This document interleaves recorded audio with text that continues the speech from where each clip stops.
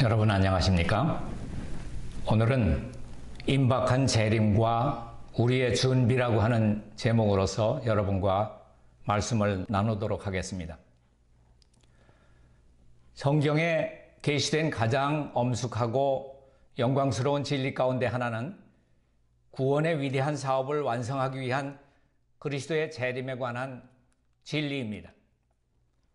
오랫동안 사망의 음침한 골짜기에서 방황하도록 버려졌던 하나님의 백성들에게 부활이요 생명이신 그리스도께서 그분의 버림받은 백성들을 본향으로 데려가기 위해서 다시 오신다고 하는 약속은 귀중하고 기쁨에 넘치는 소망을 주고 있습니다.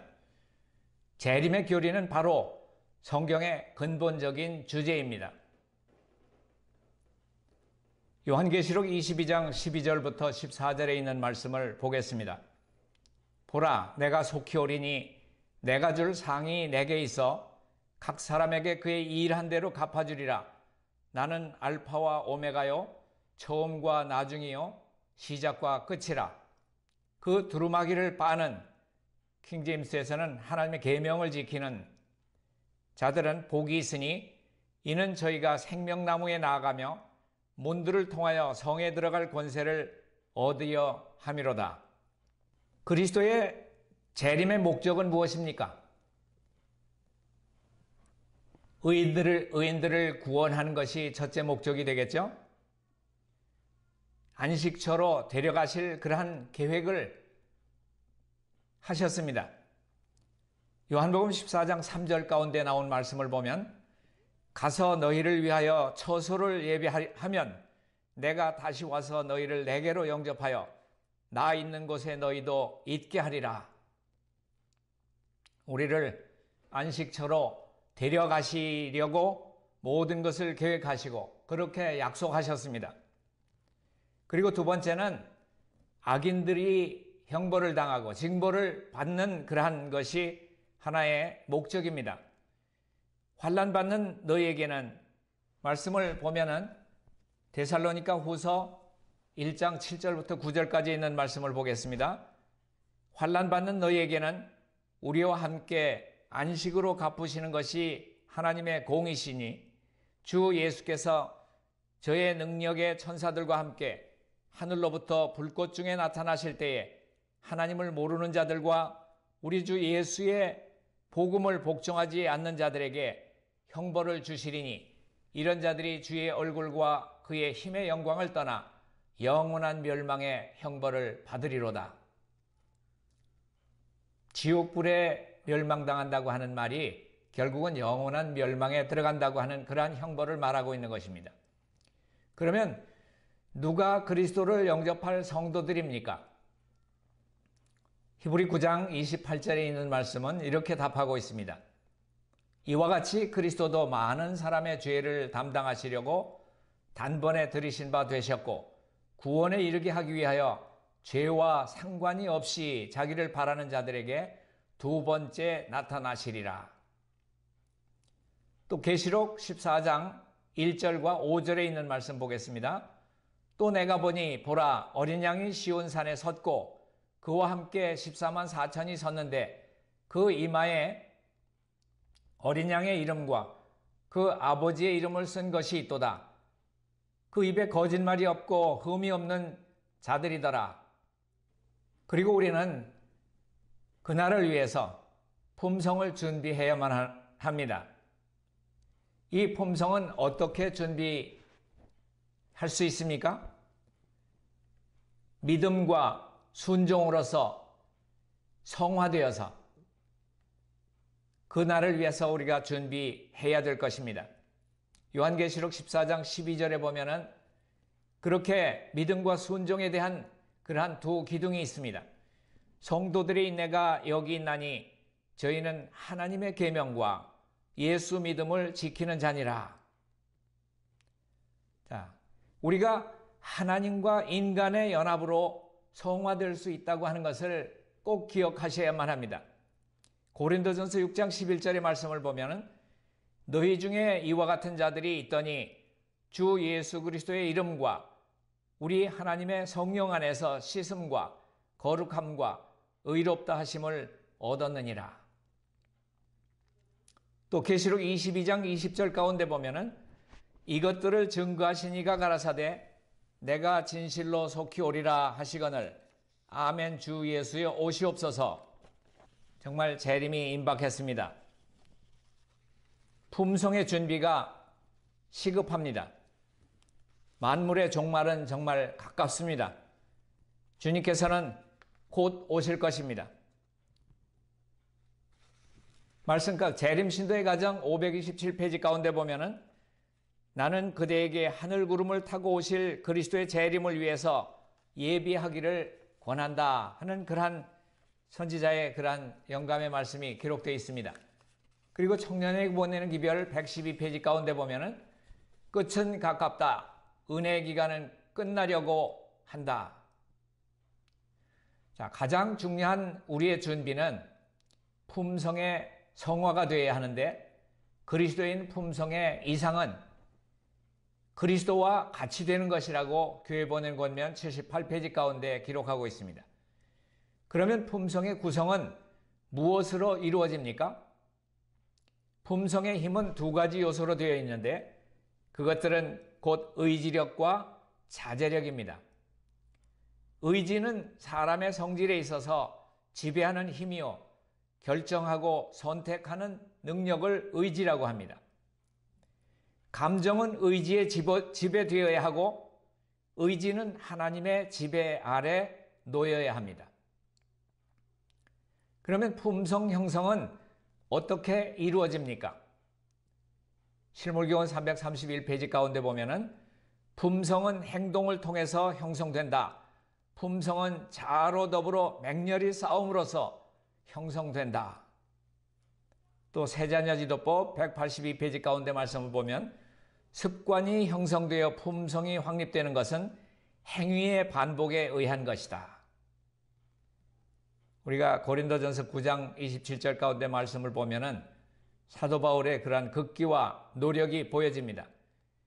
그리고 교육 57페이지 가운데 있는 말씀을 보면 고상한 품성은 극기와 저급한 성품을 버리고 고매한 성품을 가지려고 하는 노력의 결과 곧 하나님과 사람에게 사랑의 봉사를 하기 위해서 자아를 내어 맡기는 자가 그런 사람들의 자기 수련의 결과다.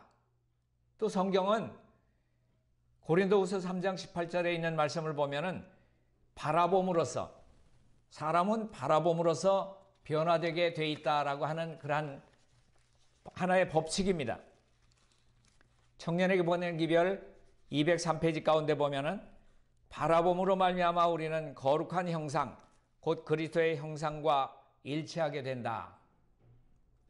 자, 이것은 하나님과 인간의 연합으로 이루어진다는 말씀입니다. 성공의 비결은 부조와 선지자 509페이지 가운데 있는 말씀을 보면 하나님의 능력과 인간의 노력과의 연합의 결과다. 이렇게 말을 하고 있습니다. 성화된 생의 8페이지 가운데도 그리스도를 믿고 하나님의 율법에 순종하면 우리는 성화될 수 있으며 이리하여 영광의 왕국에 있는 거룩한 천사들과 흰옷 입은 구속받은 자들과 함께 살 수 있게 된다. 가랴법은 기별 184페이지에 있는 말씀을 보면은 영혼을 구원하는 기별의 이 두 기둥에 대해서 뭐라고 말했는가 하면은 셋째 천사의 기별이 세상에 주어져야 할 기별이다. 하나님의 율법과 예수의 믿음이 둘 다 대단히 중요하며 동등한 힘과 능력으로 주어져야만 한다. 대개 그 기별의 첫 부분에 생각을 집중해 왔으며 마지막 부분은 이따금 생각해 왔다. 예수의 믿음이 이해되지 못했다. 우리는 그것을 말하고 그것으로 살고 그것을 기도해야만 하며 기별의 이 부분을 그들의 가정생활에 적용하도록 백성을 교육해야 한다. 또 172페이지 가랴법은 기별 3권 가운데 보면은 셋째 천사의 기별은 하나님의 계명과 예수 그리스도의 믿음을 선포하는 것이다. 하나님의 계명은 선포되어 왔으나 예수 그리스도의 믿음은 같은 중요성을 가진 것으로 제7일 안식일 예수 재림교 교인들에 의해서 선포되어 오지 못했다. 율법과 복음은 함께 나아간다. 자, 예수 믿음에 대해서는 이야기되었으나 이해되지는 못했다. 셋째 천사의 기별에 속한 그 무엇이 예수 믿음을 구성하는가? 예수는 우리의 죄를 용서하는 구주가 되기 위해서 우리의 죄를 지는 자가 되셨다. 그는 우리가 받아야 할 취급을 받으셨다. 그는 이 세상에 와서 우리가 그분의 의를 취할 수 있도록 우리의 죄를 취하셨다. 자, 잘 들어보세요. 무엇이 예수의 믿음인가?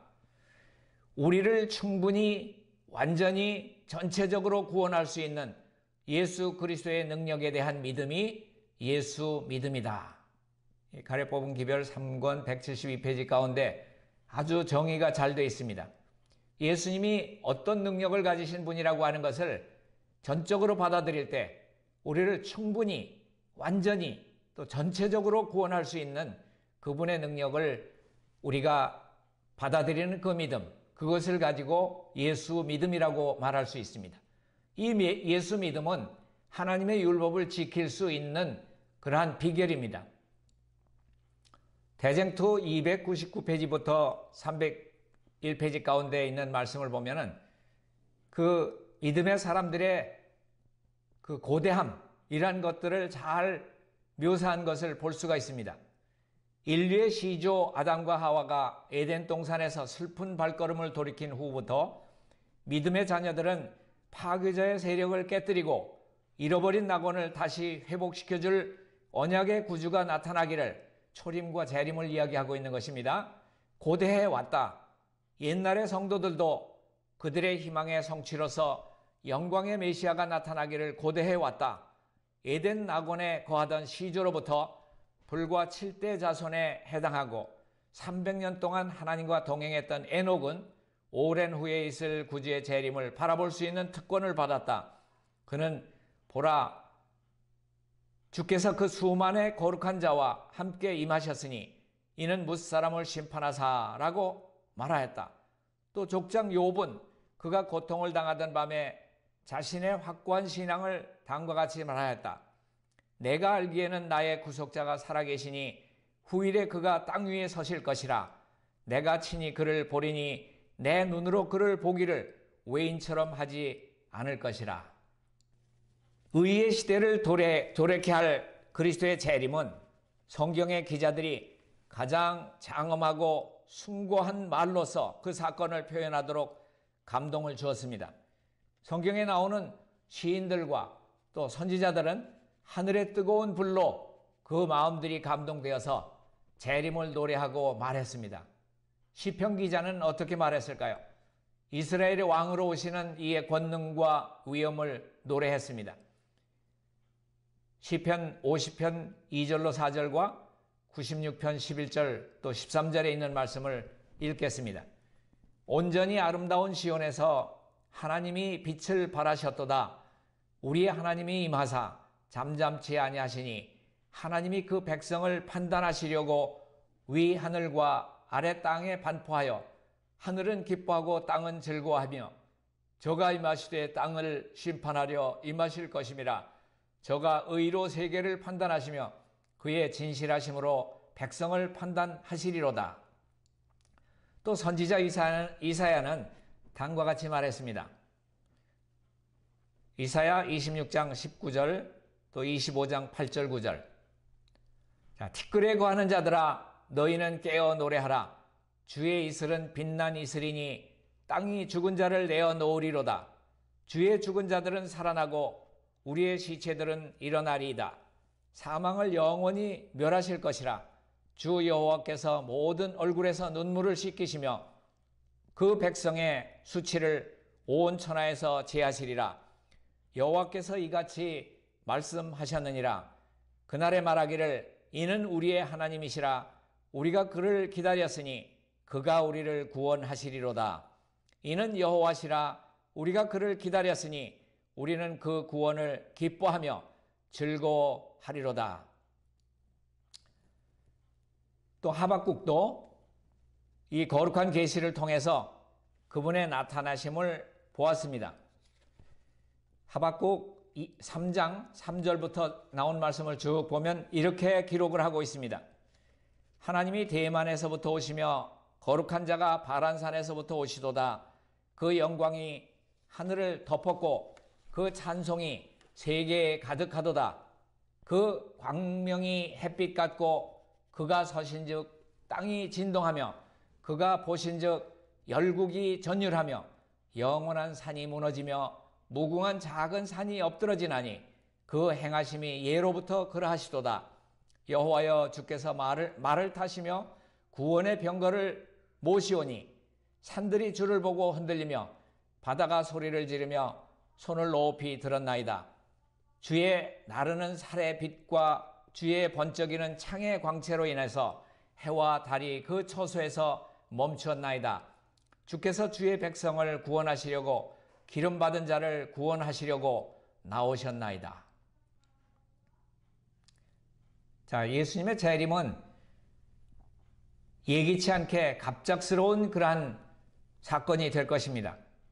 그리스도의 재림을 바라고 고대하고 있는 그리스도인들은 재림이 가까움을 알게 될 것입니다.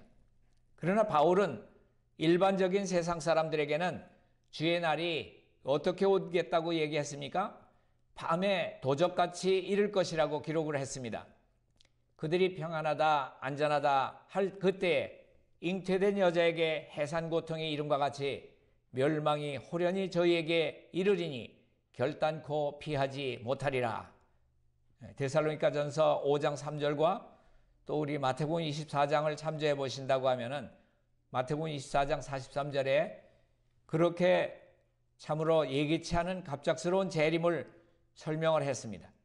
어떤 사람들은 바울이 그리스도의 오심을 도적이 오는 것에 비교한 것은 그분께서 비밀리에 볼 수 없는 모양으로 오실 것을 가리킨다고 그렇게 해석을 합니다.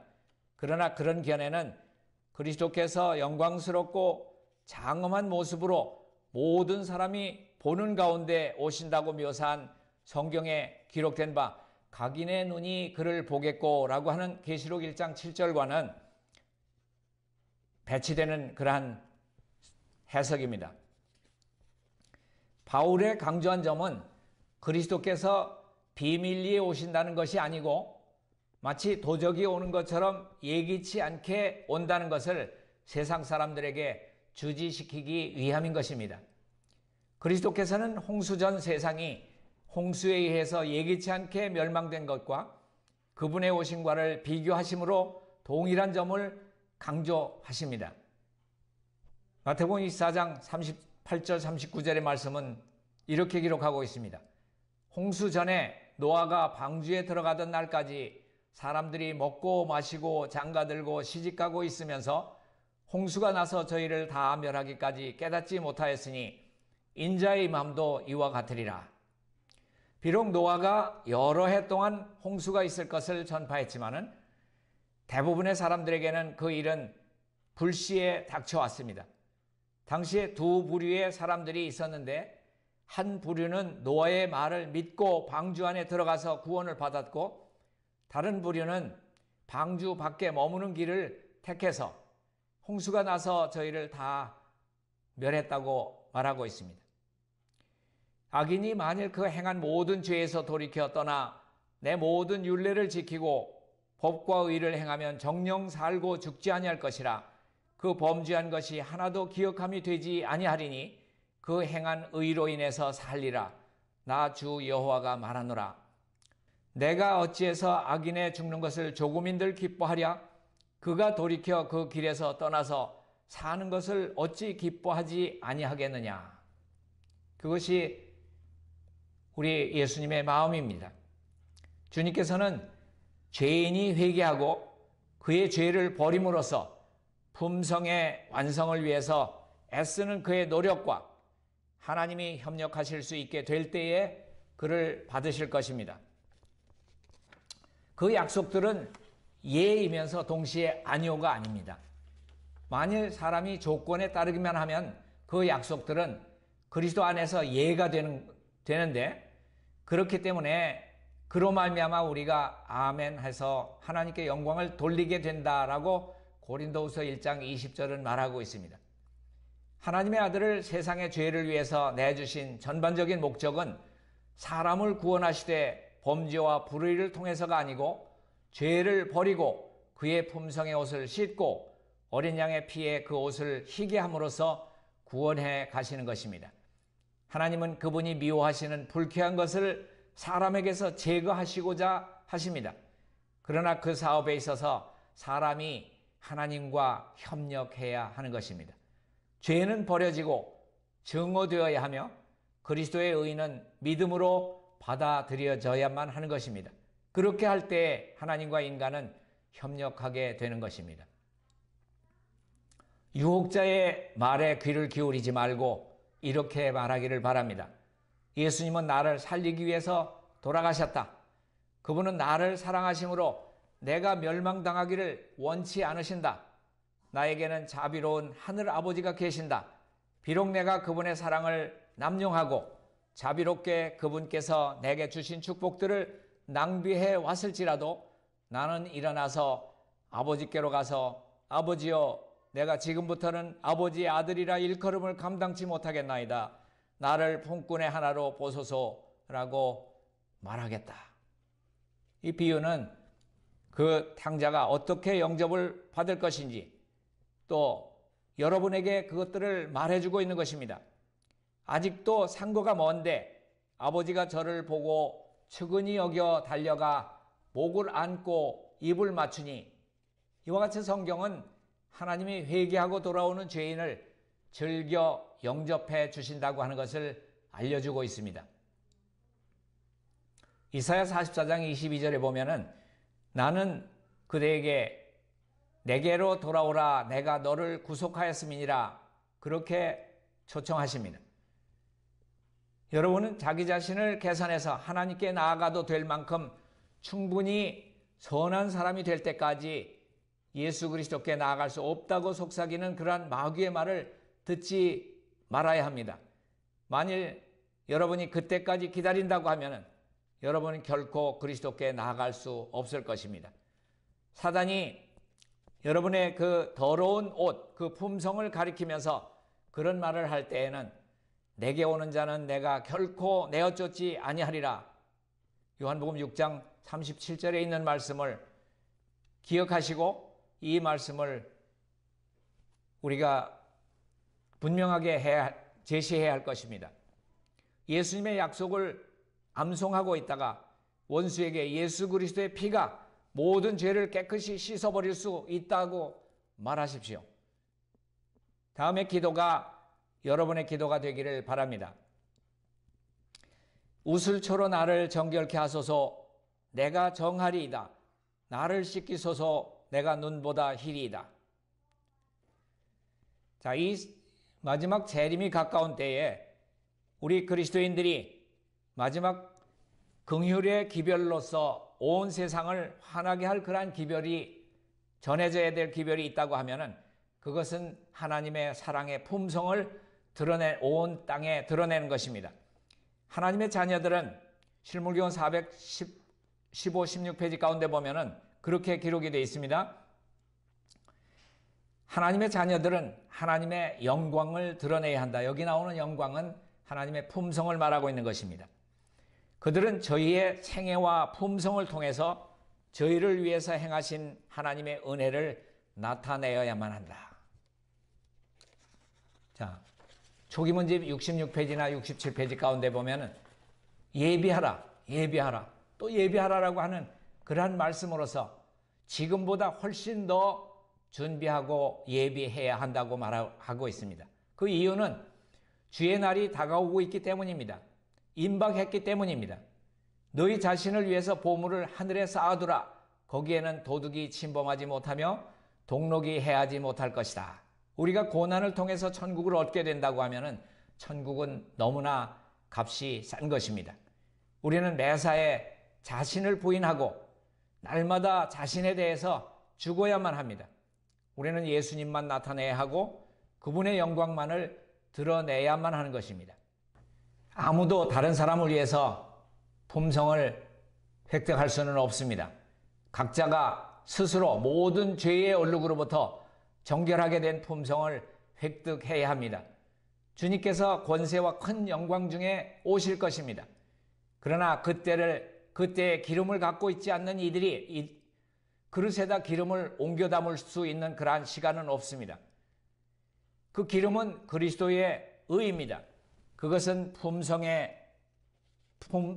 대표하는 것이고, 품성은 전가될 수 없는 것입니다. 너무 늦기 전에 우리 모두는 그분의 의의 기름을 확보해야 할 것입니다. 여분의 기름을 가져야만 할 것입니다. 우리가 그 기름을 어떻게 얻을까? 그리스도의 의를 얻는 방법은 주님께서 다른 사람들에게 설명하실 때 두 보롯을 가진 사람은 옷이 없는 자에게 그 한 벌을 나누어 주라라고 하는 그러한 말씀을 하신 분은 그분 자신이 두 보롯을 가지셨던 분입니다. 우리는 인성의 옷을 가졌지만은 예수님은 인성의 옷뿐만 아니라 신성의 옷까지 그분은 두 보롯을 가지신 분이셨습니다. 그렇기 때문에 그분은 그분이 말씀하신 대로 실천하시고 한 벌 옷을 신의 성품을 가진 그분의 신성의 옷을 우리에게 입혀주시기 위해서 이 땅에서 인성의 생명을 내주신 분입니다. 예수님께서만이 우리에게 주실 그분의 의의 선물을 날마다 받고 그분을 바라봄으로써 우리도 그분의 형상, 그분의 품성으로 변하게 될 때에 그분께서는 우리를 데리러 두 번째 이 땅에 강림하실 것입니다. 우리 모두는 그날에 사랑하는 우리 주님의 앞에서 수정같이 맑은 유래바닷가에서 함께 만나게 되시기를 바라면서 오늘 말씀은 여기서 줄이겠습니다.